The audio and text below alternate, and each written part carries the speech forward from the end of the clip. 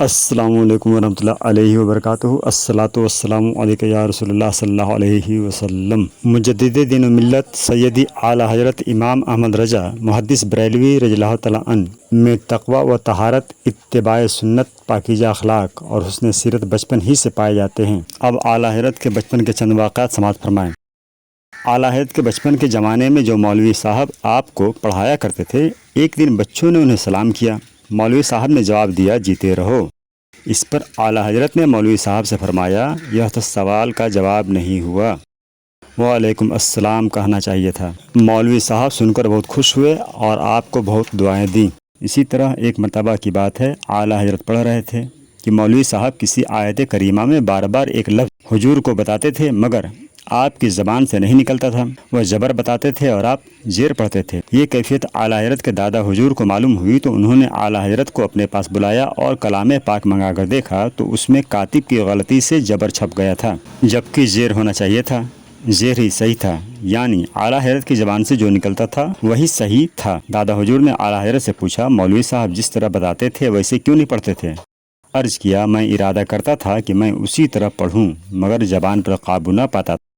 دادا حضور نے فرمایا، بہت خوب، اور مسکرا کر سر پر ہاتھ پھیرا اور دل سے دعائیں دی۔ پھر ان مولوی صاحب سے فرمایا، بچہ صحیح پڑھ رہا تھا، کاتب نے غلط لکھ دیا ہے، پھر قلم منگوا کر ٹھیک فرما دیا۔ انہی مولوی صاحب کا بیان ہے کہ اس قسم کے واقعات مولوی صاحب کو بار بار پیش آئے۔ ایک روز تنہائی میں حضور اعلیٰ حضرت سے کہنے لگے، صاحبزادے سچ سچ بتا دو، میں کسی سے نہیں کہوں گا، تم انسان ہو یا جن ہو؟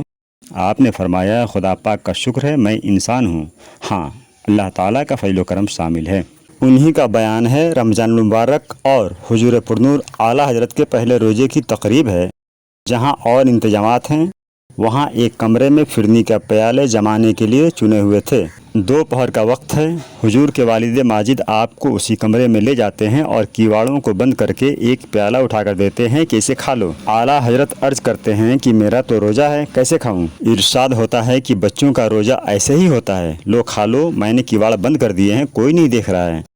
اعلیٰ حضرت نے فرمایا کہ جس کے حکم سے روزہ رکھا ہے وہ تو دیکھ رہا ہے۔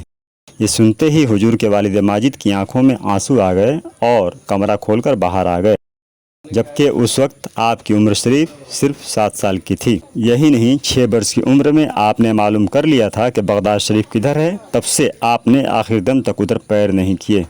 سبحان اللہ۔ اگر ویڈیو پسند آیا ہو تو لائک و شیئر کریں اور اسی طرح کے مزید ویڈیو کے لیے ہمارے چینل رضا اسلامک آفیشیل کو سبسکرائب کریں۔